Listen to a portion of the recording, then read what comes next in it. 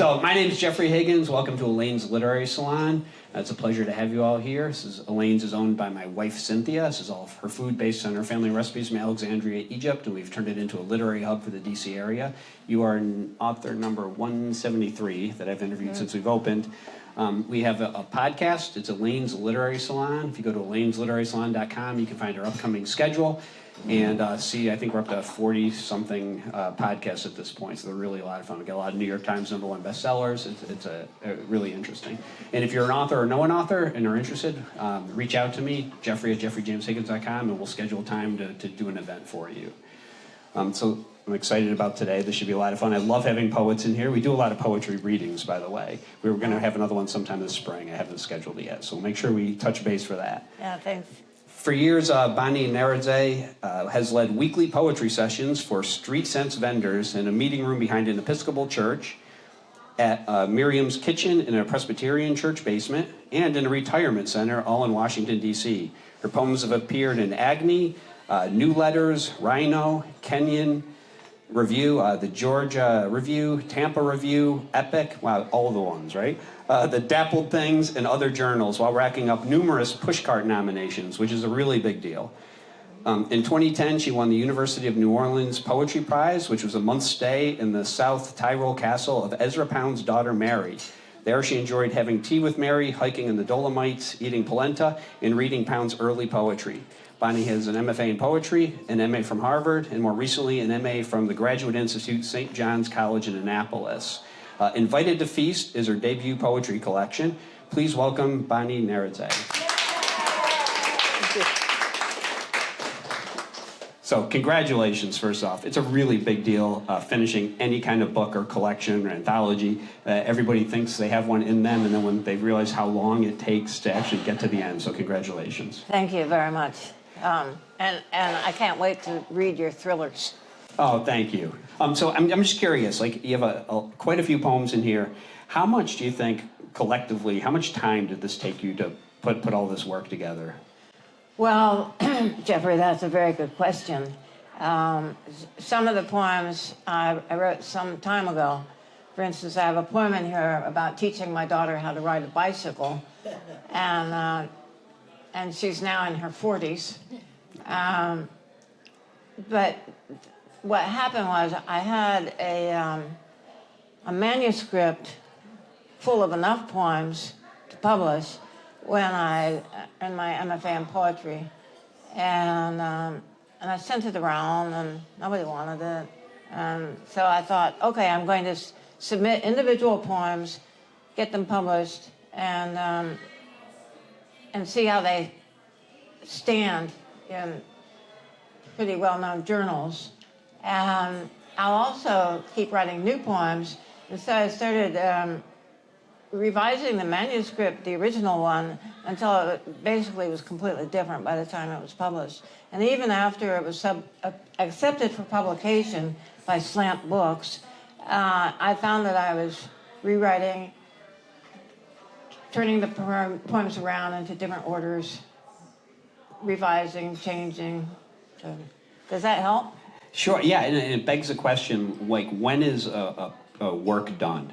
When are you finished writing? Because it's a very common thing with all writers, right? If I go back and read something I wrote like 2 weeks ago, I'm tearing it apart again. Oh, you are? Well, then I think you have the answer. It's never finished. It's finished when you put it down and don't pick it up again. And I can tell you that once this was published, I thought, I can't write poems now because it wasn't coming to me. And then I started finally writing new poems that were relevant and important to me. So, yeah, it's never finished.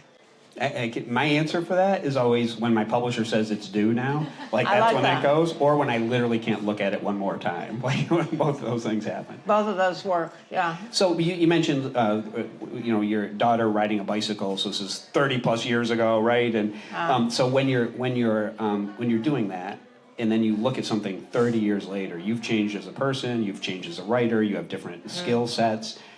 how does that affect the writing? Does it, let me phrase it a different way. Does it affect the writing in that it really cuts the heart out of the feeling that you were trying to convey with that item, or is it just you're maybe giving a better job of reaching those emotions you're trying to evoke? Well, I hope it's the latter. But I think that in the case of that poem, which, by the way, was published by Ron Charles from the Washington Post book column when he still had a job there, but now he's on Substack.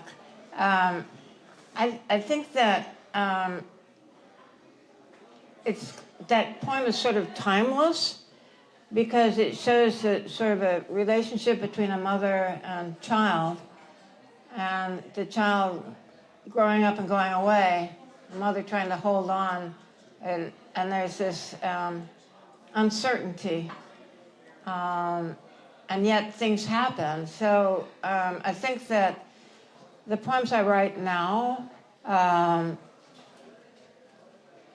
sort of include the feelings I have always had, but I have a better way of expressing them that's truer to the way I feel now.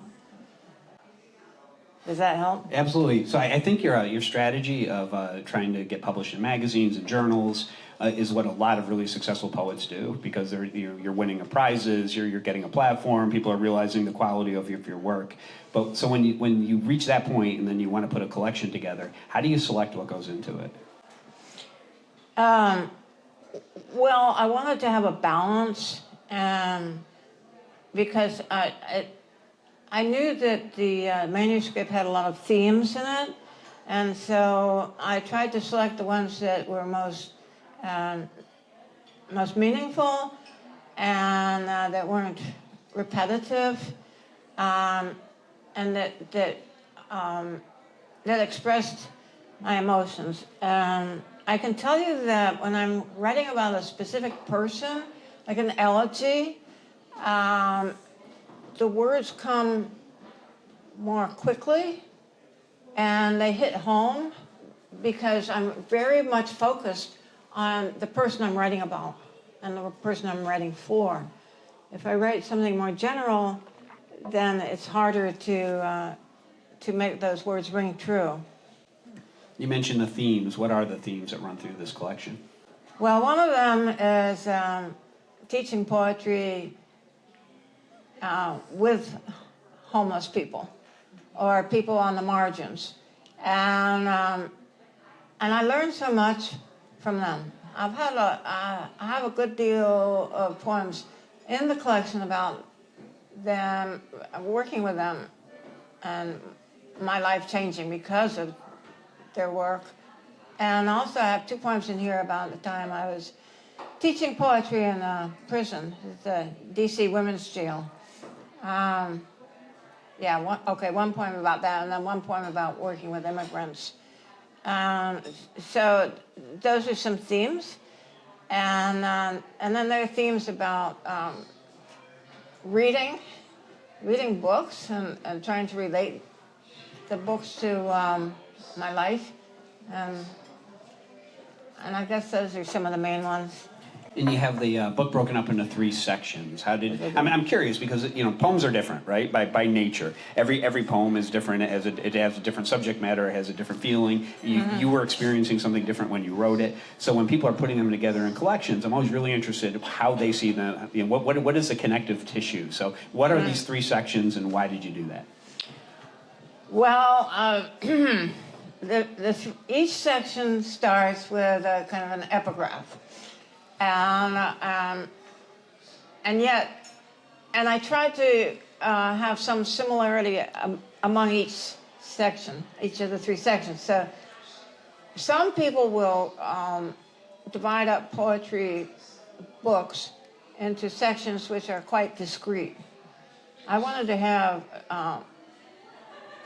each of the themes in each of the poetry divisions, and I always made sure to end with a poem to Marcus Aurelius, because I thought, well, if the poems seem disorderly in some ways because of the groupings, at least I have Marcus Aurelius to end each of the sections.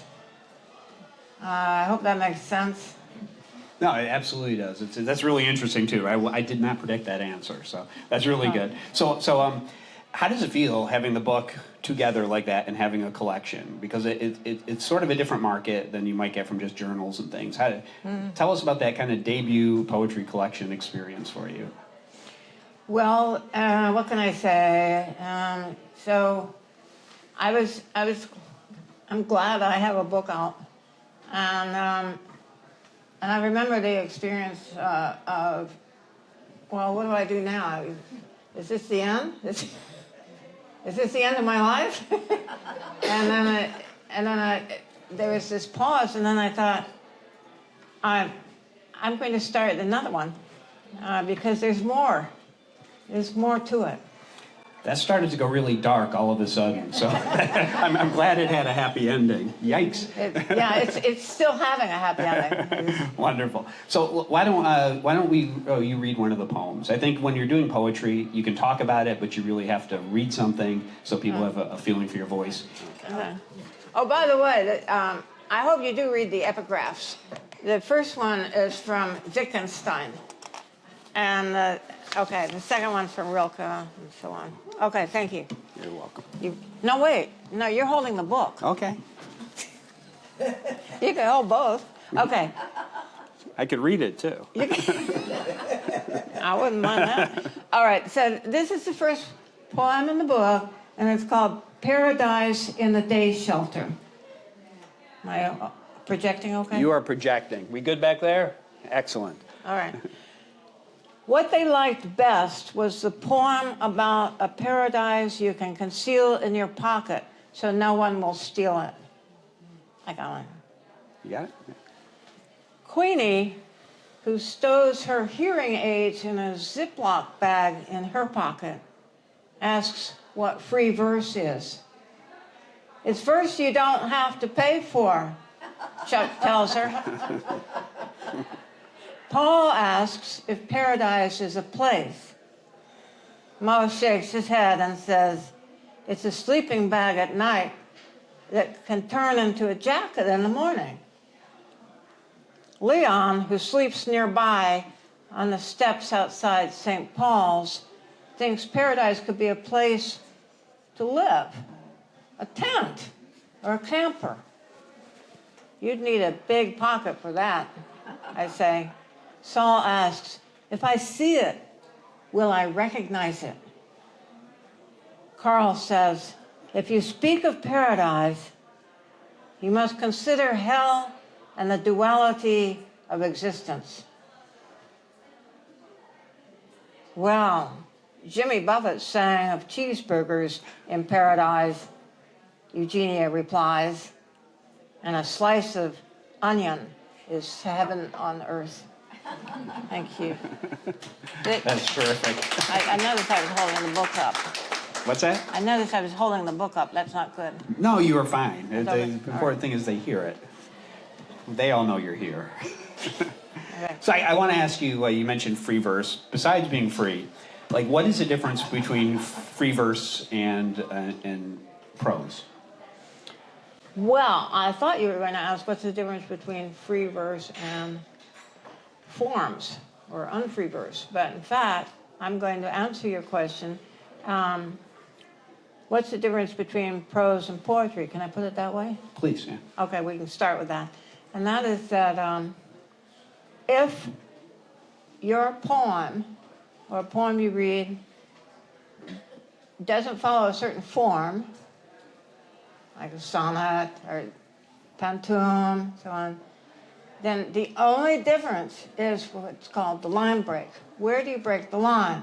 Because with prose, you go from the left margin to the right margin, right?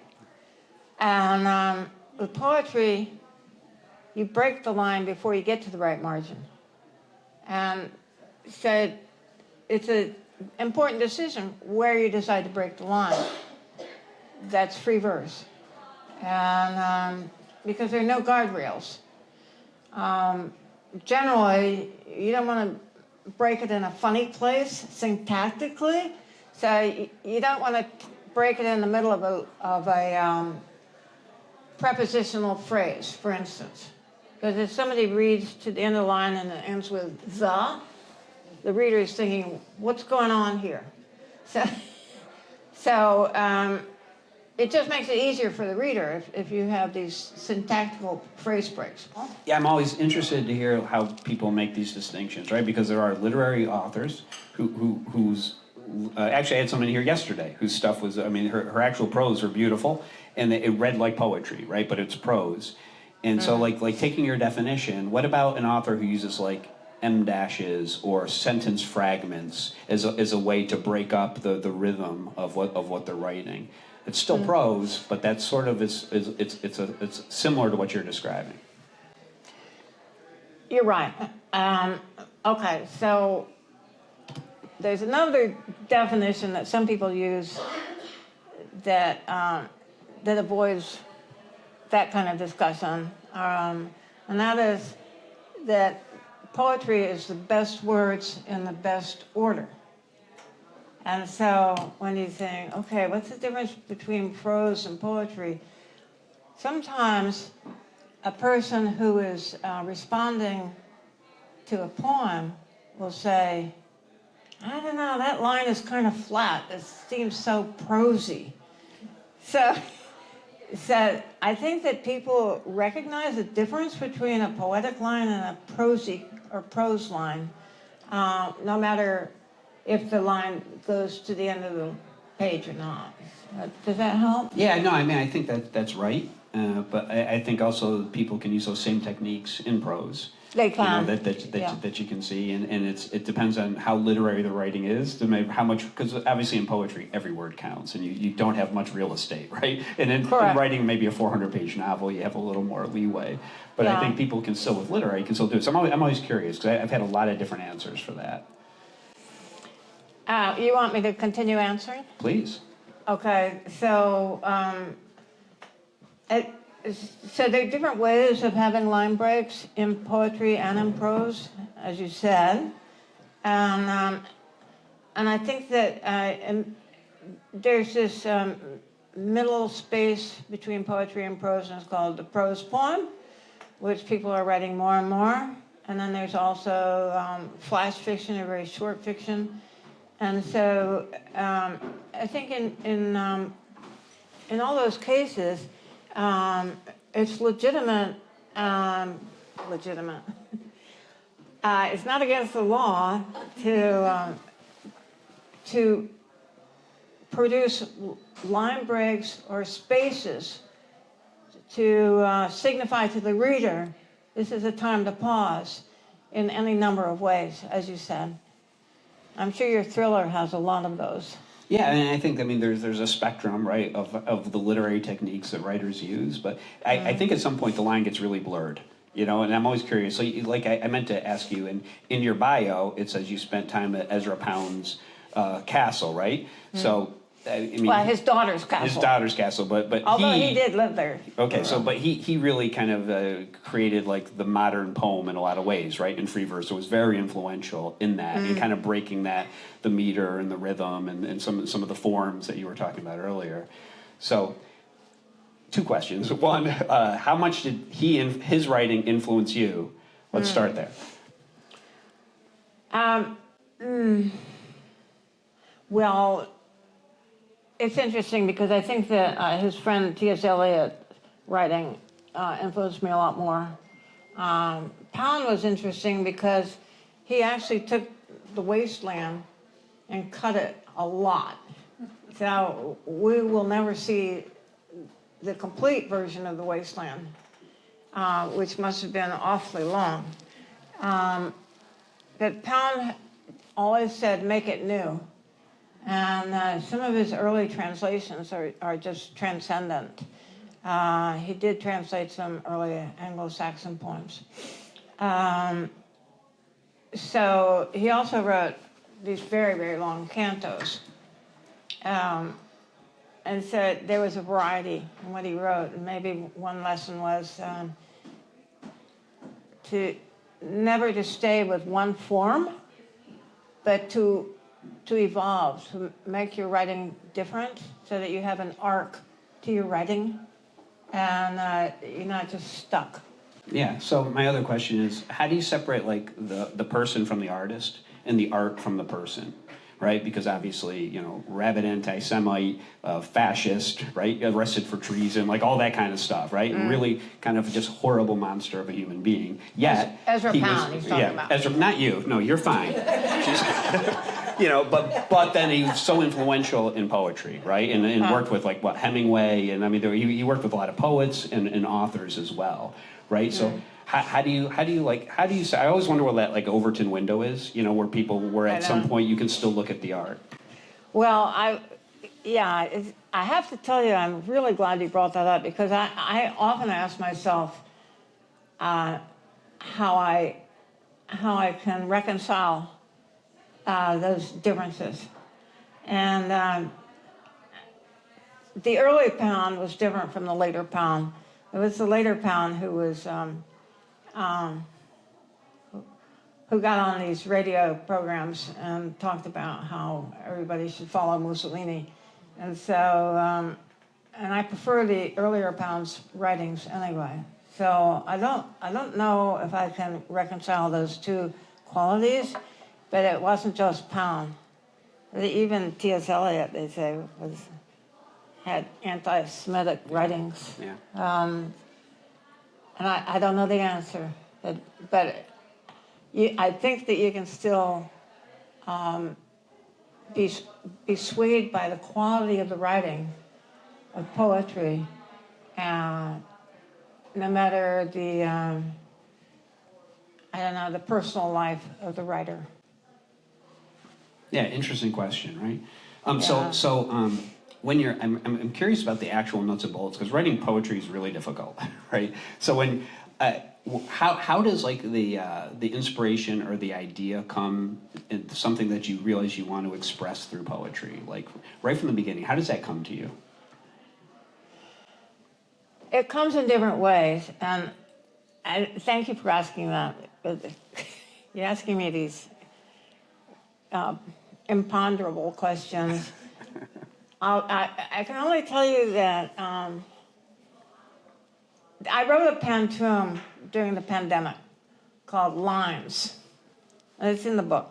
And I remember very clearly standing in line outside Trader Joe's. And you know, that was when they had these little circles 6 feet from each other, and you had to stand in the circle and keep your distance.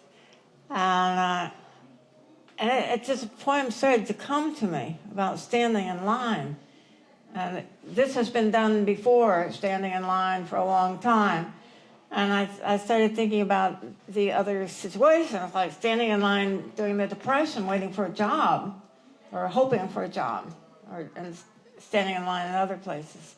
So, so they come in different ways. And sometimes they come in response to a prompt that I have to write towards, and it's always a surprise what comes out. For instance, a teacher, David Keplinger, who teaches at American University, gave a prompt, write about the day you were born, which is in here.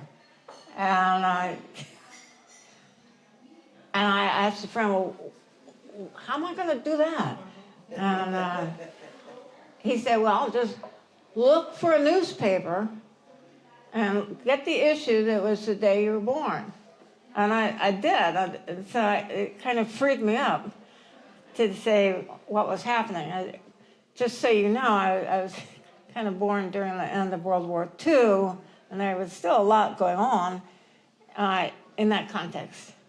And then and somehow, if you have to write something, it frees you up. But if you don't have to write something, you wait until something comes to you, if you have that luxury. Do you think people are born storytellers in that, you know, you have these prompts or just parts of life experience that's becoming a prompt for you. Do you think certain people just automatically think of that in a way to turn that into story, or is that something you learn and enjoy story and then start looking for fodder? Well, well, that's another very good question. Okay, so I think it's both. Okay, so one way is the story comes to you. The other way is that people provide the story. Well, maybe that's the same way. But in this case of the poem I read, Paradise in the Day Shelter, it just kind of came alive because of the dialogue that was going on. And I must have just written it all down as it was happening, or some shortly afterwards. And the poem just came to me. And they were responding to a poem we just read by Roger Robinson, who is from Trinidad and London. And that the name of his poem was Paradise in Your Pocket. That became the name of his prize-winning poetry collection that won the T.S. Eliot Prize. So that was kind of handed to me on a platter. It was an opportunity that I couldn't pass by. But then there are poems that you direct to happen. That's the best I can think of. So when this just comes to you, do you feel like you're channeling it? Do you feel like it already somehow exists and it's coming through you? Well, I love that question. And I think you framed it really well because I don't know whether storytelling is really indigenous to the process, but I think that there are times when it just comes, and then I respond. I love that. So when you're actually creating it, do you do it like maybe a prose writer who writes the whole thing quickly to get an idea of what you're trying to say, or are you painstakingly going word by word and listening to the rhythm as you write? Well, I think the recommendation is write it down, use half a page of prose or more, and then look at what you have, and then circle the lines or phrases that seem to best express what you want to say, and then go from there. But first you want to get the story down. And so there are two kinds of poetry. There's narrative poetry, think Dante. And then there's lyric poetry, think of Emily Dickinson. And then there's a mixture. And mostly poems are a mixture of narrative and lyric. And then there's dramatic poetry, which is also persona poetry. So I love the definitions because it always feels like the starting point where we can start talking about all the exceptions, right? So like even in genre, like in prose, right? There's all the genres. Any story usually has 4 or 5 different genres included in it.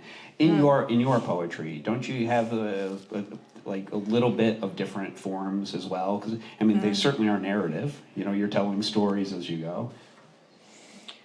yeah, okay. So different forms. I can think of a poem where I was writing about my father, and there were, it was called Elegy with contrails. He was an Air Force pilot, and so there's this narrative. It's a story of parts of his life, but then there are these phrases like looking up into the sky and seeing contrails and thinking of him. And so I think it's a mix. Do you want to read us another poem? I would love to. I'm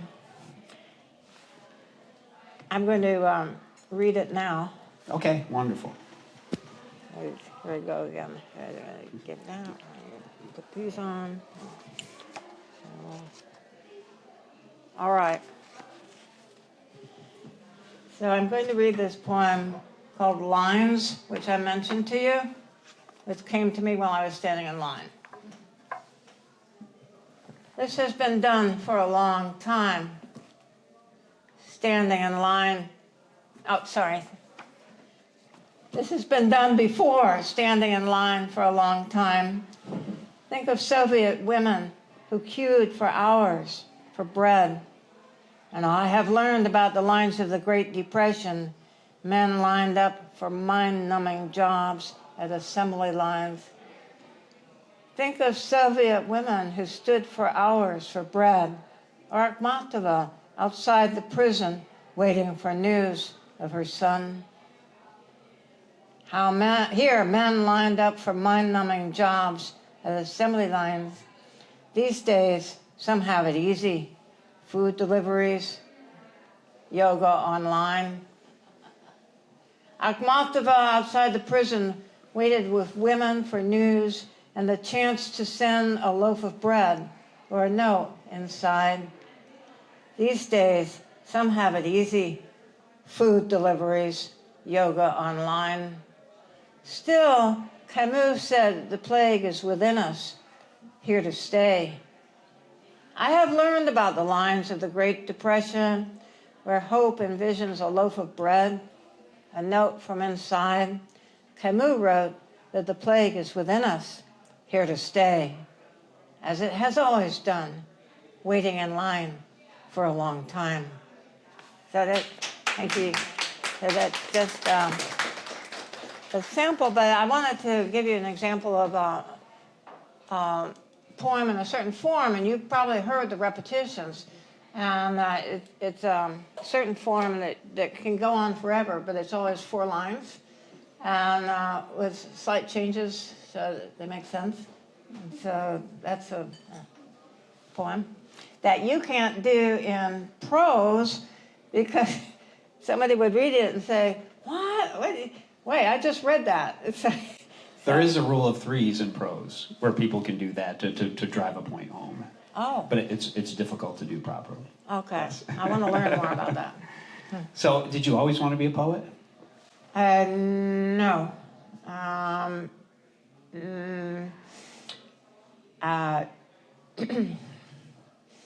I wrote poetry, but there were times I wanted to do other things more, and but I always come back to it. And somebody, I was at this writers group. I think it was in Swanee, and I was trying to explain why I wrote poems instead of longer pieces, and the person figured that I had, what, ADD? And so you had to write something short before your attention was pulled away. And she told me about medication that you could take for ADD. So you could stick through and write a long piece. And so I don't know. I think that a poem is a shorter form which has so many variations that it's enough for me.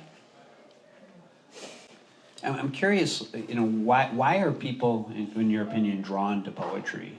Like, why is it that poetry brings out such emotion or people connect to it? Well, that's a really good question because I'm not sure that's only in poetry. And I can think now of these 15-page papers I wrote for when I was at St. John's College in the Graduate Institute. I loved writing those papers, like one about Moby Dick, one about the Odyssey, and so on and so on. And so there's a lot of power in writing. Of course, it was only 15 pages, not like a novel. But I think that poetry, as I was trying to say earlier, limits you to a certain size unless you're writing cantos or the Divine Comedy. And so you have this challenge of staying within a certain size, and that helps when you push against a challenge, it helps your creativity somehow. What do you do to stoke that creativity? I drink coffee. No. That works, doesn't it?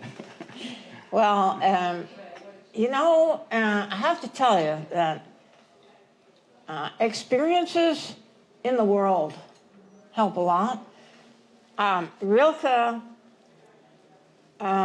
wrote this in Letters to a Young Poet.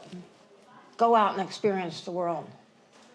And ask yourself questions, and don't be in a hurry to answer them. I find that when I'm out in the world, like traveling and experiencing something for the first time, I'm more likely to want to capture it in poetry. So do you think, because that's a very human experience, right? You're experiencing things other people can, so there's some universality to it. Do you think, how do you think, in this world of artificial intelligence, when people are using it for writing, how do you think that separates what you're doing from something that would be created by AI does?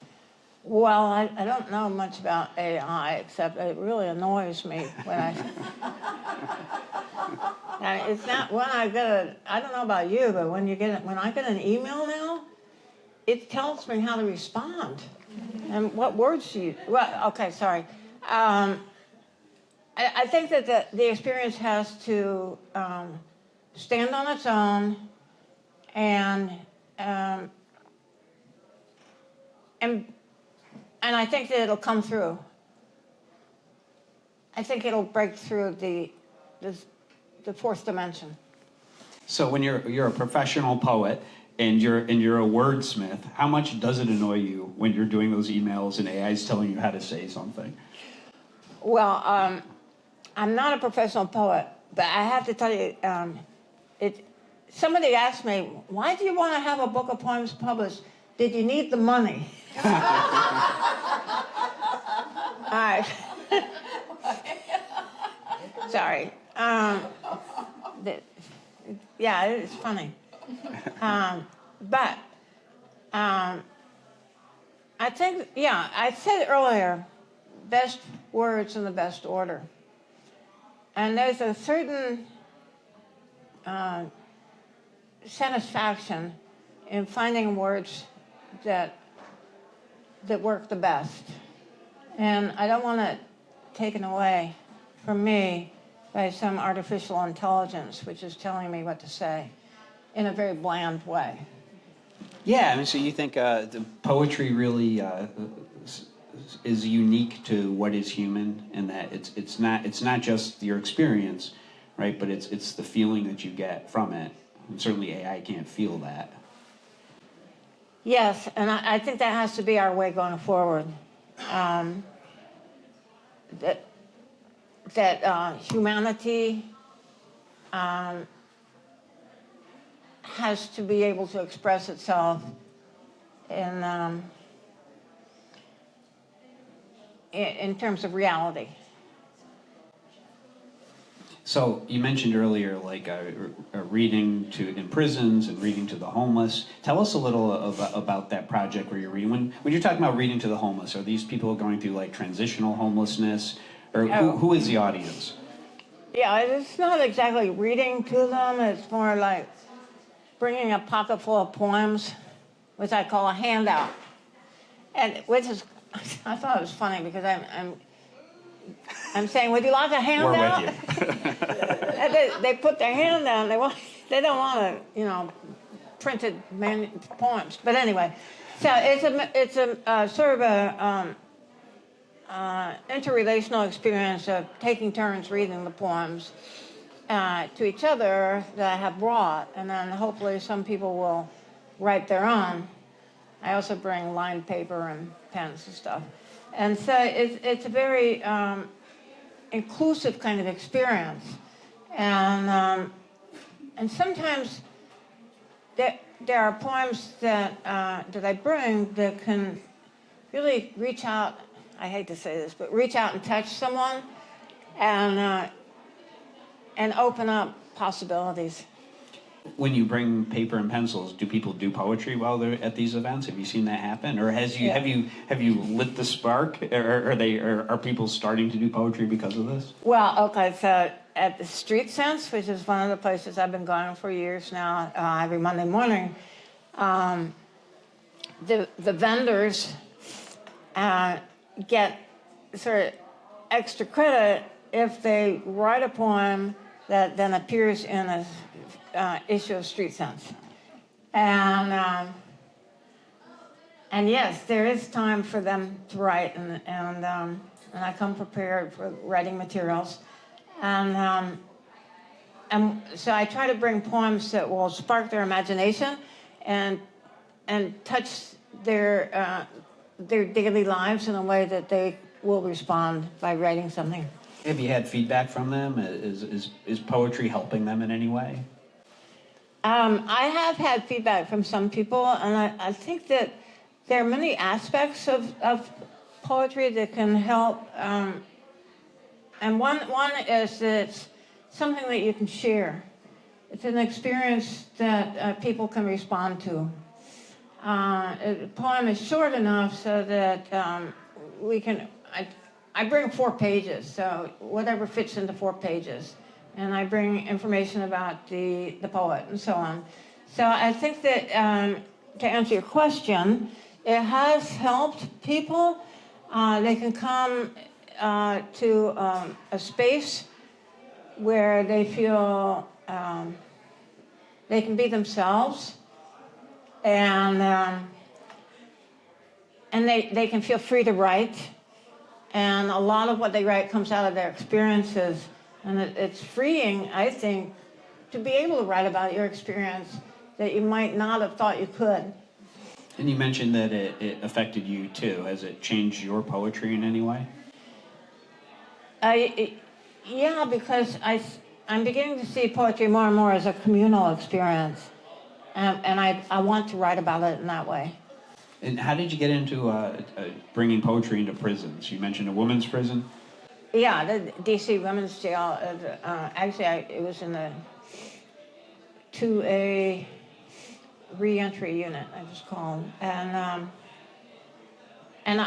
So I did that because when I got my MFA in poetry, somebody said, "Okay, now you have to teach." Well, I was working full time. And I thought, I don't want to do that, go to a community college or something. And then a friend of mine who had been wanting to teach with me in prisons had encouraged me to follow that avenue. And so I applied to be a volunteer. And I just felt that I had an MFA in poetry, and I needed to go teach. So that's what brought me originally to it. There's another reason, I'll try to be quick, and that is, so I was at this place called Holy Cross Abbey, which is in Berryville, Virginia. And there's a priest there who's also a monk who I would go meet with for half an hour because you can sign up. And I said to him, how can I be a more devoted Catholic? And he said, well, you can start by going to Mass more than once a week. And truly I said, oh, I don't mean that. I didn't know you could go more than once a week. Anyway, I said social justice. And so he said that when he was stationed in D.C., he volunteered at prisons, and he worked with a woman from the British Embassy who was teaching knitting. And he said what he noticed was that the women who were learning how to knit used the opportunity to talk with each other, to tell each other their stories. And so I thought, oh, okay, I'll bring poems and stories to the women's prison and see how it goes. And it went so well. The only reason I stopped You can actually take the metro to the DC jail. I'm sure you know that. But so, and I would go straight from work. Anyway, the only reason I stopped was that I had picked up these other opportunities. And if you want to be a volunteer in the DC jail system, you have to get 2 recommendations every year, and you have to refill out all these forms, and you have to get these tests, like a TB test and other tests. And it's that's the only reason I stopped. So we're going to go to some audience questions. But, Oh, okay, but before I good. do, I just want to ask you, you're working on a new book. And it's a new collection of poems? Mm-hmm. And are these all new poems, or are these poems that you published elsewhere that you're bringing together? They're all new, mostly, yeah. And I'm hoping for a more of a continuous theme this time. But I'm still working on that. Oh, that's fun. Okay, I'm going to come around with the microphone. Does anybody have a question? You. I was talking about you. Hi, Bonnie. Hi, Christine. Coming down here on the train, I ran into a young man, and he was kind of helping me find my way. And he asked where I was going, so I told him where I was going, and I told him, he asked for your name and the title of your book, and in a few minutes he looks up from his phone and says, okay, I ordered it. So, made a sale, get credit for that, finder's fee. He told me then, he says, I'm not very well read. And the first thing that went through my head is there's so much allusion and reference to writers and pieces of literature that aren't explained exactly. And I thought, oh no, he's not going to understand this poetry. But correct me, Bonnie. Is this poetry not accessible to those who are not well read? Well, I would like to say, oh yes. Some more accessible than others. For instance, poems that are about family. Everybody has family at one time or another. Those are very accessible, I think. And I thought about your poems we talked about yesterday, the ones that use lines from common work, and I thought, first of all, I thought he's not going to understand that at all. But then he doesn't have to know the King's, letter from the Birmingham jail. He'll still hear the words for the first time. yeah. So I was kind of struggling there on the train, what kind of impact this poetry would have on a young man who's not well read. Thank you. So yeah, in my book, there's some poems where I used technique by Anne Carson, who's a brilliant poet and translator. And what she did was she had translated an ancient Greek poem. And she noticed that it had a certain pattern to it. On the one hand, on the other hand, nay, rather. And you can look up her essay on it, nay, rather. Okay, and so she started using that framework to translate, I guess it's called a cento when you take lines from somebody else's work. And of course you have to explain that you did do that. It's not your own work. But the first one I chose to try that out was King's letter from the Birmingham jail. On the one hand, on the other hand, nay, rather. Now, he didn't say that exactly, but it fit. And so that's what Christine is asking about. It's in the book. And so I realized if I took fairly short pieces that were very interesting to me, I could see if I could take some of those lines and make them into a very intriguing poem. I think in my notes at the end of the book, I think I mentioned that Anne Carson actually used instructions for how to take the London train for one of them, and another one she was using instructions for her new washing machine or something like that. So you can use different phrases. That was kind of funny, but she was actually using phrases that were very important and serious. And that's kind of a framework that you can experiment with. Thank you. Did that answer your question? Yes, I have unless someone else's question, I have a kind of a follow-up. I'm chatty. So this has inspired me to try this technique with a book I just read, The Tempest, Shakespeare's The Tempest. Now, not many of us can write poetry that anyone is going to publish. But I would like to know, is there a value to writing poetry when you know it's never going to get published, and maybe other people aren't really going to enjoy it? But just, is there a value in doing it? Should we go do something else? Oh, there's always a value in writing poetry or anything that is important to you. If it's not important to you, why do it, right? But some people have a journaling technique, and sometimes I'll write something and I'll think, oh, this is just what I did today, and then something will come out of that, or it'll come to you from your experiences. Remember, I mentioned Rilke before.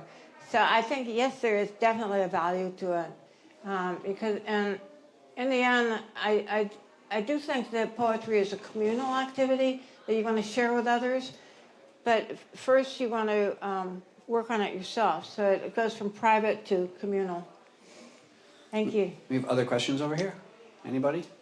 Hey, Bonnie, thank you so much for doing this. Thank you. Yeah, I wanted to know, I think in our area, but I live here, so I don't know about other areas, but it's so focused on success and worldly achievement and so on. And you work with these populations that are different. So I wonder if you have any reflections on the populations that you work with and just how their intrinsic humanity and their value and their wisdom come through for you, in spite of the lack of these outward success markers that we maybe mistakenly value. Yeah, I don't know, those outside markers sort of fall away and become less important when you're working with poetry in a group. It's amazing what people can share and what it evokes. I'll tell you as a sideline, I write political poetry, or I guess a better way to say it is topical poetry, and so I'll send it to this blog called New Verse News, and yeah, the thing they published most recently of mine was a pentum, not this one, but a more topical one. Okay. So I'm gonna have you read your last poem. And Yes. Then, but where should people find you? Where do you want people who are watching this to go find your work?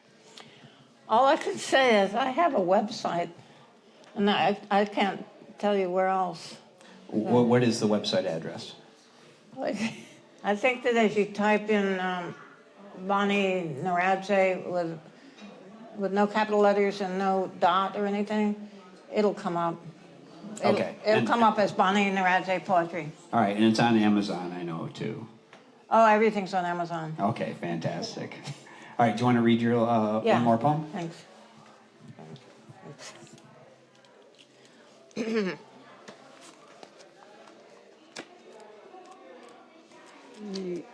All right. Oh, thank you. You're welcome. All right. So, as I said, each section of the book ends with meditation from Marcus Aurelius. And this last poem in the book is called Meditation Filling Our Lives. Here's the quote.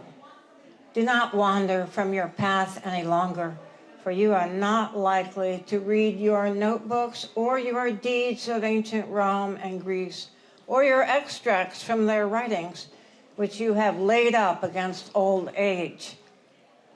Marcus Aurelius. The future comes in the guise of spring rising all around after the rain ends and you've planted bulbs into the ground. Toss out last year's odds and ends. The life you dreamed about is here. think of veering completely off the rails or going out another way, like those disciples on the way to Emmaus, because you will meet a stranger on your journey, as they must, and invite the stranger to a feast, which is where you need to be.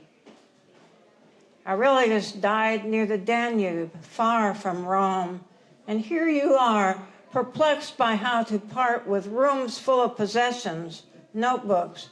Jesus beckons to a tax collector to come with him. Matthew looks surprised, points to himself, and asks, "Who, me?" Then he rises, goes with him to the banquet. When we are empty, we fill our lives. Thank you. Thank you so much. Thank you. So I always ask people if they have a second to go on just Amazon and rate her work. It really helps when people are looking to find a new writer. And also, if you would do the same for our restaurant, we'd appreciate it. And please go to elainesliterarysalon.com, sign up for a newsletter. You'll get our schedule. We've 2 of these this weekend. We usually do at least 1 a week, sometimes up to 4 a week. So it's really a lot of fun. And you have books here for sale, correct? Yep. Okay, she has books up here. So if you'd like to get a book signed, please do that. Thank you so much, Bonnie. Really appreciate it. Thank you. Thank you. Thank you.